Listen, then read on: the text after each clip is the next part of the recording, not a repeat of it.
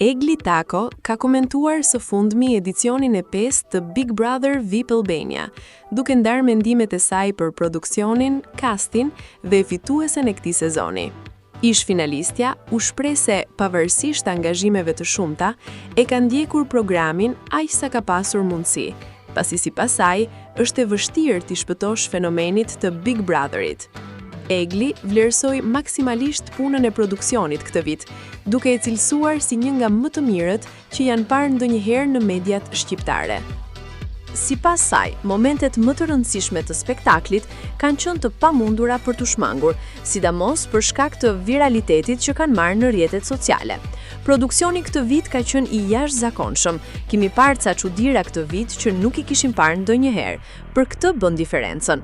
Për sa i përket castit, mund të them mund të ishte edhe më mirë.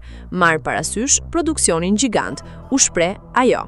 Megjithatë, Egli theksoi se është ndjer e lumtur për triumfin e Selin Bollati.